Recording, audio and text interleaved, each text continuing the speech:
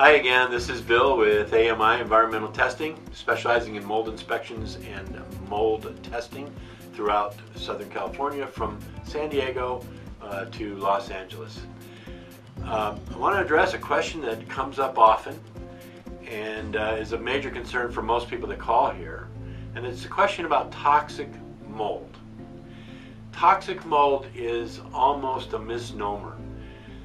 There is really no mold that is toxic by virtue of it being mold, but there are certain molds that release what's called mycotoxins, which is like a poisonous gas, so that can be very toxic. But even the molds that do that don't do it all the time. But there is a concern about toxicity in mold, but not all molds are toxic or have the potential to even be toxic. But in my opinion, more important than the types of mold you have in your home are the levels, the number of mold spores in the air. You can have mold on a wall, and that's one thing, but nobody gets sick looking at mold on a wall. If anyone's going to get sick from mold, it's going to be from breathing high concentrations of airborne mold spores. There's other ways you can be affected by mold, by ingesting it or skin contact. But most people, when they have a mold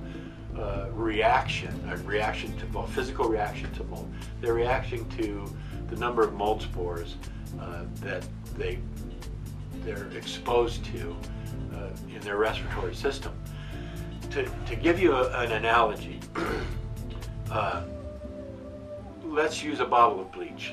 A common bottle of bleach right underneath your laundry room shelf right now. If you were to take that bottle of bleach outdoors in the open air, hold it to your chest and take the top off of it, how long would it take you to get sick? Outside in the open air? You probably wouldn't. But if you took that exact same bottle of bleach, say in a small bathroom or even in your kitchen, and you held that to your chest and you opened it up, how long would it take you to get sick? Probably instantly. Well, why? What's the difference? It's the same bleach, isn't it? Of course it is. The difference is the open air outdoors compared to the enclosed environment and the high concentrations of those bleach fumes, those toxic bleach fumes in that enclosed environment.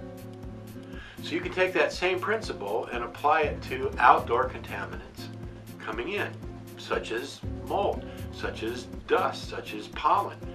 If the pollen count outside today is low, but the pollen count inside your home is high, you probably have a lot of plants in your home.